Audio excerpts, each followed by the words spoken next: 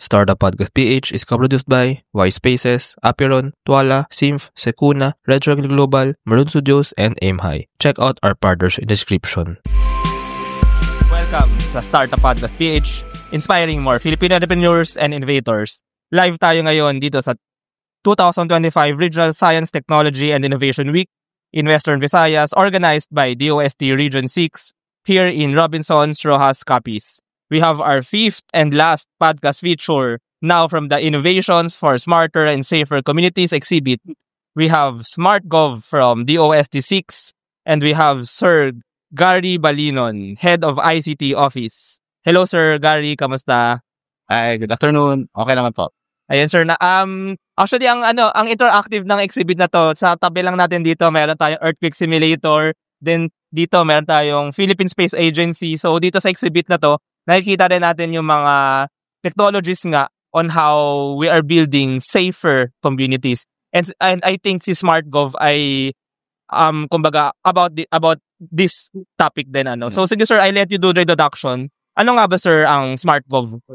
Well, ang SmartGov is a system that we have developed in DOST 6 as part of the intervention under the smart and sustainable communities and programs of DOST. No? So, yung goal naman natin sa SSCP is to have smart and resilient inclusive na communities. Mm-hmm. So, SmartGov is one of the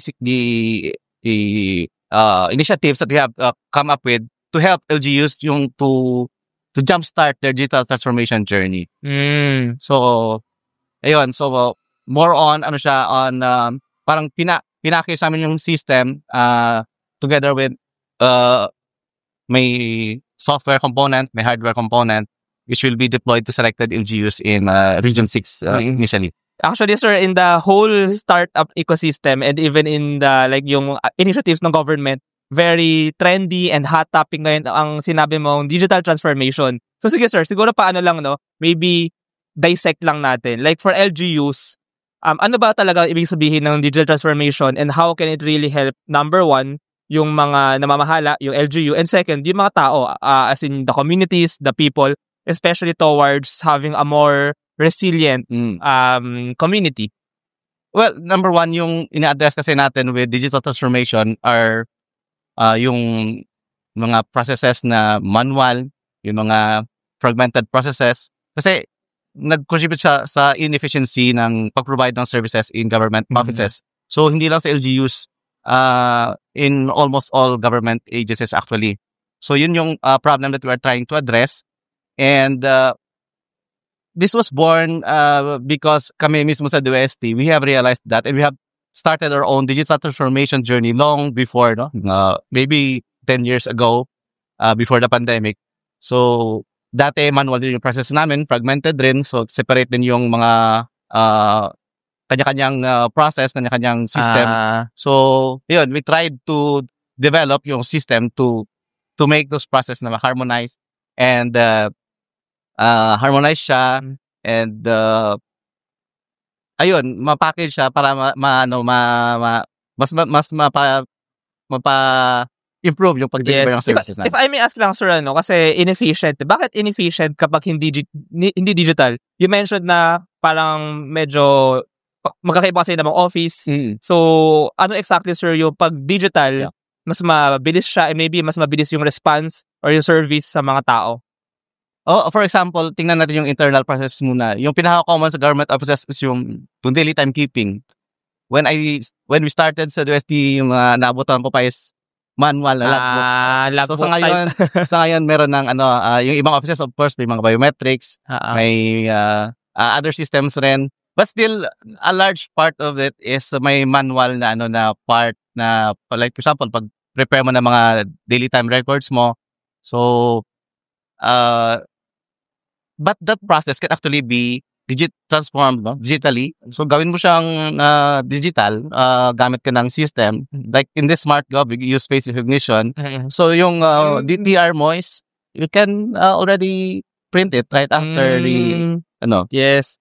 O nga naman, for example, kasi in DTR, actually, sir, ako din ay kasi ngayon, nag-part-time muna ako na faculty na lecturer sa UB. So, yung DTR, kinaiinis akong fill-upan yan kasi isusulat isa-isa Oo. yung oras, kung anong araw. Tsaka tatandaan ko pa, minsan Yeah. nakalimutan kong fill-upan yung DTR. End of the month na, nakalimutan ko, babalikan ko pa, ito yung mga araw na to, anong time. Where if digital na ito, facial recognition for example, minus na yun sa mental load Yes. ko kasi pagpasok ko, automatic na nare-record ng system. So imagine kung meron kayong, for example, na 50 to 100 people na gumagamit ng logbook in the office. So at the end of the month, magpila kayo, maghintay kayo. Yes. Ako na susunod. Then you have to write down everything. Mm. So kumakain pa yun ng oras ng employees, which should be put to more productive use, no? Yeah, actually, sir, good thing that you mentioned also yung volume. Kasi isipin natin, kung minsan kasi na-underrate natin na yung pagsusulat sa DTR, let's say lang yan, let's say 5 seconds. Pero kung facial recognition, nagawa mo yung 0.5 seconds, that's actually like 10 times less, and let's say 1,000 na mga tao nga, yung 5 seconds na yun, kung 1,000 people yun, it will take like, kailangan ng minutes, maybe hours. Pero kung digital yan, actually, from 1 hour, na-reduce mo yan to just like 5 minutes. So, maliit na bagay, mukhang maliit na bagay, pero actually, malaki yung pwede ma-save na time. And you mentioned yung kanina yung kailangan mo i-remember kung saan pupuntahan ng araw na to kasi minsan, syempre, hindi tayo makapag-time in, may natin na meeting, business. With SmartGov, we have integrated yung request, processing ng mga request. So kung may travel ka, you just file the request online and then your supervisor or the authorized personnel can approve that one and it will automatically reflect sa DTR mo pag nag-print ka. Even like sir, yung mga financial na... yung payroll, that will be in the future. Pag medyo complicated kasi yung payroll. Okay. But yung pag-generate lang ng DTR na process, maraming maraming steps. But with SmartGov, pag magawa mo niya sa online na, and then yung processing ng request, yung pass slip mo, yung leave mo, ayun. So, at the end of the month, you just have to review and print. At saka I think sir, kapag manual nga, pag sinusulat yung, for example sa DTR nga, tsaka yung mga forms na kailangan ipasa, minsan may mga hindi ganun kaganda na penmanship. So, Correct. minsan may mga ganung errors din, So, I think mas accurate din somehow. But anyway, sir, parang these are internal, meron bang mga external na... Yes, for SmartGov, so majority actually of the modules that are built in are for internal use. Okay. We also have integrated yung modules for customers. Okay. Specifically, one is yung transaction management. So, naranasan naman natin mag-transact sa government offices na hindi natin alam ano yung status ng ating transaction, ating request. So, with SmartGov, and also in compliance with the ARTA requirement, yung transparency, yung transparency ng services. So, when you transact with the government office, for example, you will be given a transaction number and you can actually use the transaction number to track the status of your request. Can we give an example, sir? Let's say, anong government office? For example, kasi ito ay sa LGU, no? Sa LGU, yung common services, for example, are permit and licensing. But in our office na lang, kasi mas familiar ako sa process namin. So, yung mga request, for example, so mga trainings, request for even yung laboratory services namin, they also use ito yung system na ito. And so that's one, the transaction management. So parang pag nag-order ka ng pag may online ka na you can track the status. Let's say kung Shopee, Lazada, sabihin na natin, sir.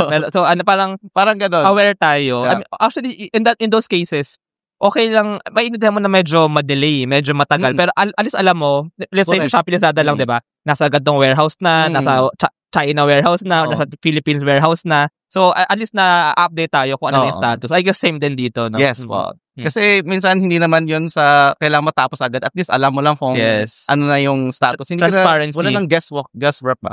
And then, so that's one module. And another one is the customer satisfaction feedback. Syempre, all government offices are also required to gather customer satisfaction feedback kasi we provide services and the best way to measure, of course, is to gather yung feedback ng customers. So we have integrated it in SmartGov. So pwedeng after ng transaction mo, for example, na-complete na, you have acknowledged na complete na siya. So maglalabas na yan yung link for you to submit your feedback. And at the end, sa side ng LGU or sa mga government office, they can monitor this transaction. They have analytics, they have reports. Yes. So dun pala papasok din yung smart dito. Yeah. Kasi na-analyze natin how we deliver our service. Meron bang pagkukulang? Asan yung rooms for improvement? Or ito bang part na ito is okay na siya kasi masaya naman na yung mga customers or yung mga, in this case, yung mga constituents ng LGU. Sige sir, interesting kasi yung SmartGov dito, yung smart no? So maybe you can talk more then about, ano ba talaga si SmartGov? Is this web app? Nasa browser ba siya? Or mobile app ba siya? And ano exactly yung smart? So, it's a web app. So, accessible siya online sa browsers.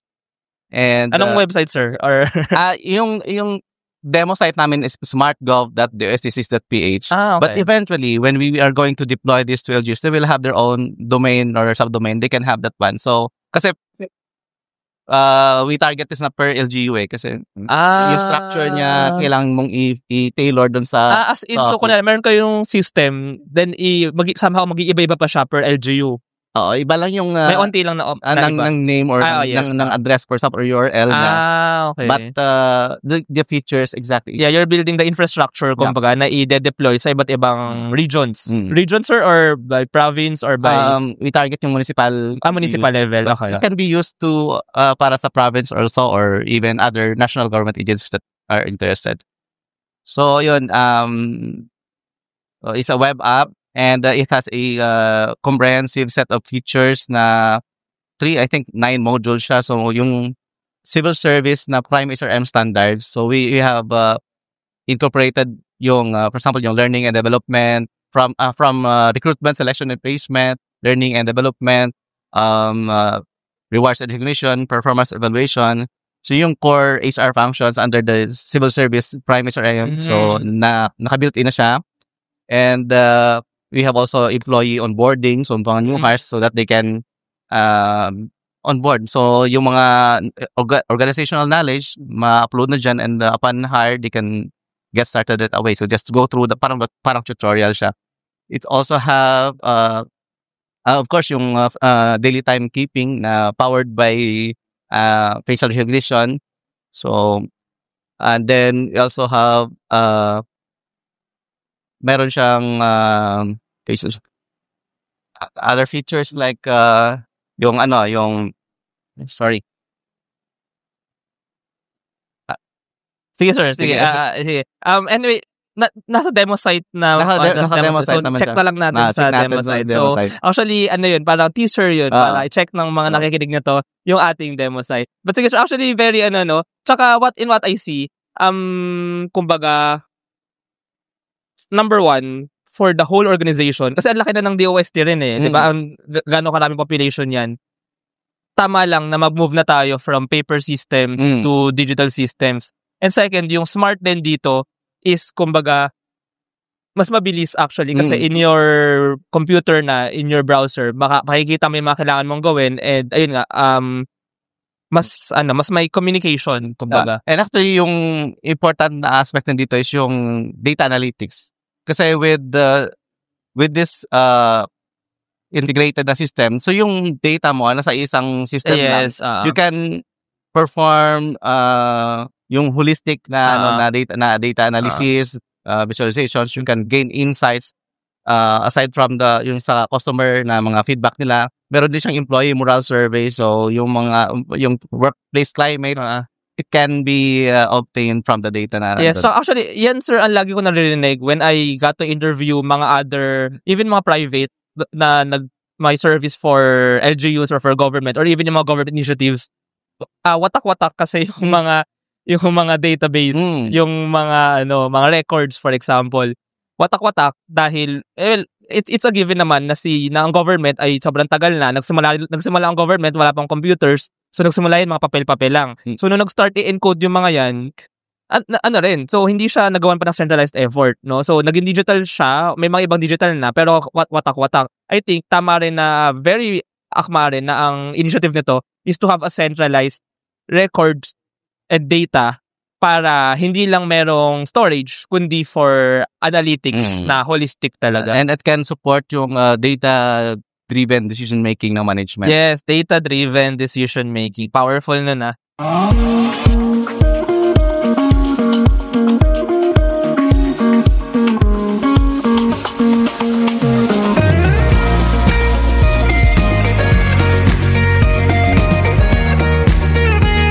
Trust the digital future with Twala. Secure and tamper-proof digital signature. Electronic notarization service.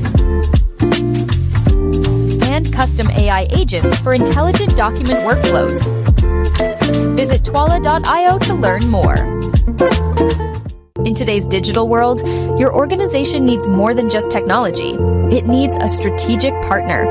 At Symph, we build web and mobile apps that drive innovation for startups, enterprises, and organizations worldwide. Visit symph.co today. Protect your assets from bugs before bad hackers exploit them. And launch your products seamlessly with Secuna, your trusted partner in cybersecurity. Receive reports in real time and work with security experts to find bugs in your products before others do. Let's make your security our priority.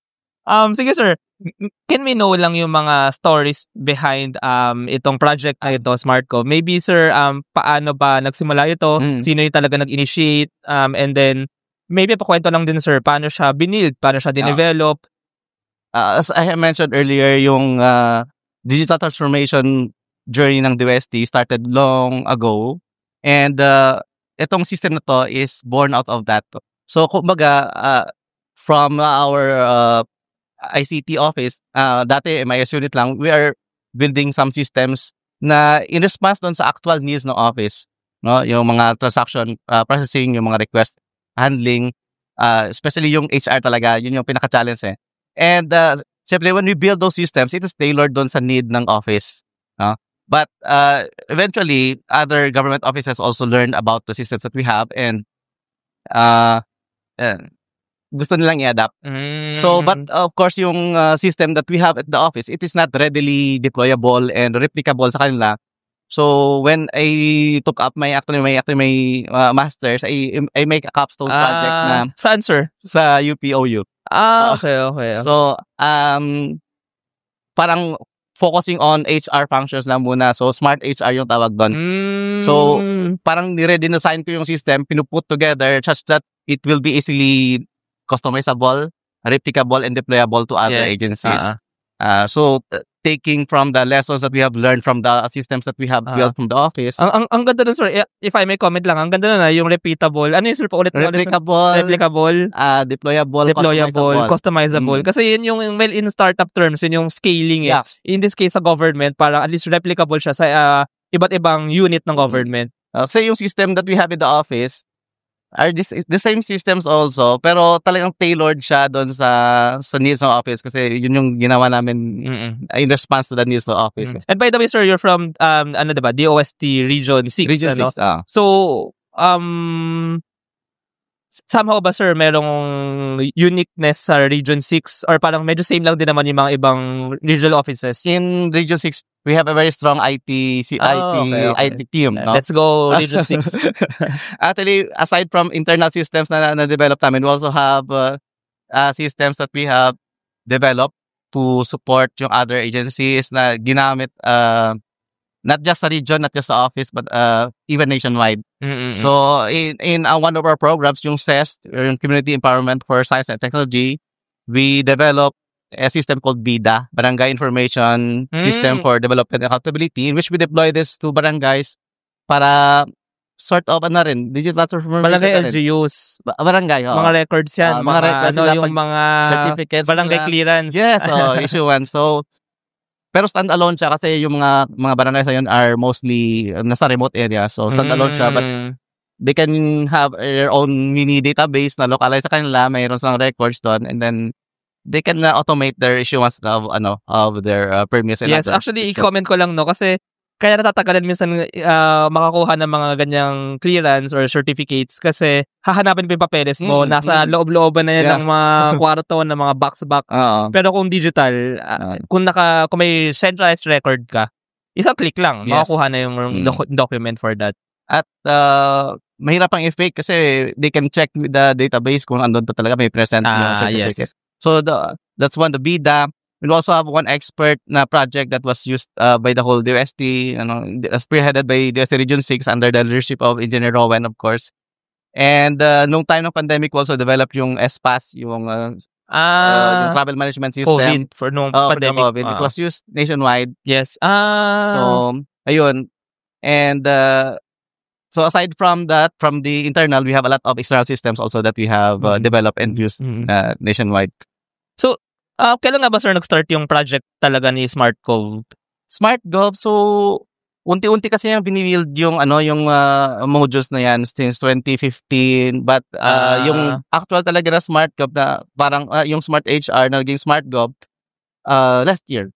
Last year lang. Yung capstone mo nga eh. Okay. Pero nung after my capstone, so we have this SSCP na program and yung upon instruction ni RD, so kailangan, actually matagal na yung gusto na i-package yung mga systems namin into one parang i-deploy siya sa LGUs. So we improved yung feature, dinagdagan namin, we expanded the features ng Smart HR. So nagdagdag kami ng pang customer, hindi lang siya HR. So naging SmartGov na siya. So this year actually yan ang SmartGov. So, sir, ano na ba to? Parang na-access na ng ibang LGUs? Ng ibang regions, I mean. For now, we are launching this in Capiz pa. Okay. So, yung first na naghihintay na ng deployment is the Capiz province, no? And then the Capiz PSTO. province. Provincial, yes. Provincial government. Sorry. Yeah, provincial government mismo. Yes. And you're in Roa City as well. City. Okay. But all over Region 6 and even in Negros Occidental, nakatarget kami na 20 LGUs na pag-deployan po nito. So our provincial offices are also working out to partner LGUs for the deployment. Yes, actually sir, nakaka-empower to eh. So ibalik natin sa building safer and sustainable communities. I think nakaka-empower to ng mga tao eh, ng mga government employees. Kasi mas mararamdaman din. It's kind of parang ironic din na with digitalization, dahil mas nakapagbigay yung more of the mga internal, mas nakapagbigay ng better service for the government employees mismo. Na-share yung empathy. So, ang galing lang din na even if technology siya, digital siya, by the fact na nagawang mas efficient, mas effective yung mga service o yung mga HR services nga, mas mararamdaman ng mga government employees na, our government cares for us then and empowering siya. Yeah. What do you think of that, sir? Correct. Because mahirap rin mag-provide ng service sa customers kung yung internal na processes mismo are not efficient, di ba? Internal muna. So, yun. So, kami sa DST Region 6 we have long realized that kapag i-improve yung internal process mo, you can serve your clients better and mag-ripple effect yun sa the way you provide yung service. Mas gaganahan din yung mga nagpo-provide mismo ng service. Sige sir, so this is actually gonna be used by the provincial government office or municipal level office. So, yung mga internal, ayan nga, yung mga HR, and then sa external, dito rin pala sir yung pagkuha ng mga ng mga mayor's permit, yung mga ganyan, mga permit clearance. Tama ba sir? More on transaction tracking lang ng transaction mo. Okay. Because as far as I know, yung eGov PS, it's also meron silang ganong feature eh. So parang complementary ito. True. So maybe si eGov siya yung pang-customer facing. Si SmartGov parang internal, making it smart pa, tsaka in-improving internal systems nito. So complementary siya sa, that's nice. Sige sir, I also want to ask lang about the development nito. Kasi this started as an idea nga or concept yung sa master sa UPOU. But in developing this, you're working with a team sir sa IT team ng Can you tell more about the team sir na nag-develop nito? And paano ba siya, share, para pa-share lang din kasi baka may mga nakikinig tayo, lalo na this will be in YouTube and Spotify, ng mga developers. Actually, maraming audience ng Startup Podcast ay mga devs eh. So, parang baka mayroon lang contrast or comparison with yung mga IT teams sa government. Actually, we're very lucky sa Region 6 kasi very supportive yung RD namin sa ICT team. When we started long ago, it's just a two-person. Ako at saka isang staff when we're just providing IT support, systems administration. But as we start to develop systems, so siyempre kailangan mo ng manpower, ng resources, and the office invested human resources and manpower for that. So from a 2-person team sa ngayon, we are a full-blown office with 3 permanent personnel and 3 contract of service personnel. So we are just from MIS naging ICT office na siya. And under the ICT office, we follow yung DevSecOps na framework. So we have a unit na focusing on developments. And then we have a unit na focusing on the security. And cybersecurity. Sa bagay, tama, very important pala ito dito. And of course, operations, yung mga systems administration, mga network administration. Na yun. So, yun, we have a team for that. And medyo malaki na rin kami sa ngayon. Tsaka actually, ang galing no na this is coming from, parang develop din siya ng DOST Region 6. Actually, I noticed then when I went around the country, ang lakas nga ng ang gagaling ng mga programmers, developers sa Region 6. Actually, I know some companies na although nasa Manila yung office, may mga developer team sila sa Iloilo, even sa Aklan, Antique, Rojas City even, Capiz, I mean. So, ang galing lang din na this is being developed by DOST 6. This is not just my own output, no? Just a team output. So we have a team and we collaborate. So even I integrated that one, but it all started sa different modules, different systems that we built and eventually ni-refine and put together into one comprehensive system. Ayun. Sige sir, medyo i-wrap up na natin ng conversation to. I think okay po ba tayo sa audience na I think alam niyo naman itong SmartGov, di ba? Pero anyway, sige sir, second to the last question, I'm also medyo curious lang din talaga ako. I also want to know more pa yung parang difference ng paggawa ng ganitong IT project. Kasi I'm from the private sector din so I notice yung mga development sa private. Siguro sir, challenges in doing this project. Can we know sir, ilan sa mga challenges na na-encounter nyo? Yung challenge, I think the major challenge that we experienced was, kasi limited kami yung man, although medyo marami na kami ngayon, but we maintain a lot of systems, siguro more than 20. So yun, one is limited human resource, but unti-unti, sinusolve na yan ng office. So we have, the office has allocated more personnel sa ICT office. And when we actually developed and deployed yung system na for national scale, we really experienced a very hard time nung pag-scale up. Kasi we are not used to having users na maramihan Especially nung time ng pandemic, from our users na like thousands, lumabo up to 8 million users. So wala kaming masyadong experience in scaling up. So we really have to do extra effort to learn to scale up, also to catch up. And we learned a lot. Well, actually, iba nga naman talagang volume. Tsaka lalo na kasi the government is actually the biggest, I mean, in a startup perspective lang din, the government is actually the biggest, you can say, company or parang corporation or parang basically entity out there. So, I think very true nga yung challenge ng scaling up lalo na dito kasi nationwide talaga to. And kumbaga na-push na kayo na this is gonna be implemented nationwide.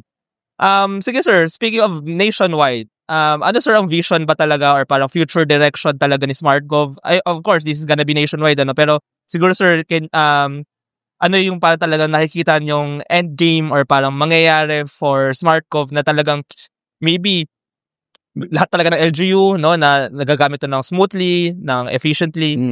Well, siguro, yung technology naman ay anybody can develop a technology, can develop a system. But yung advantage siguro ng SmartGov is that we have tried and tested and proven na yung usefulness niya in our operations. So we look forward that other agencies can also, especially LGUs, can appreciate it and integrate in their processes.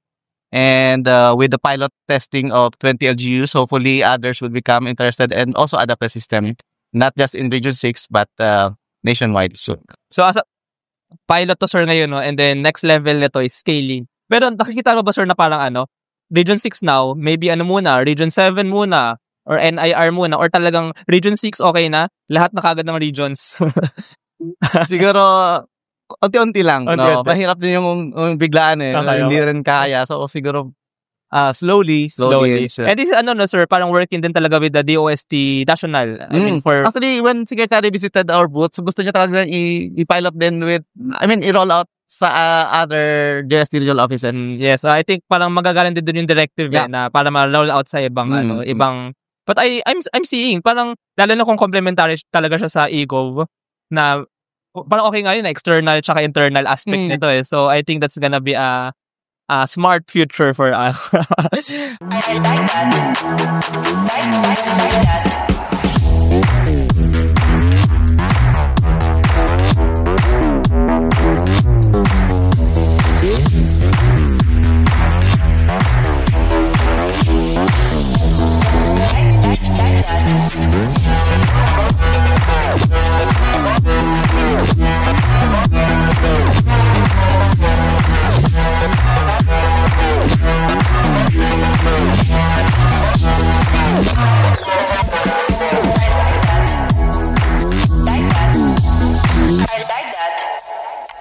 Introducing Aim High. Smarter construction management starts here.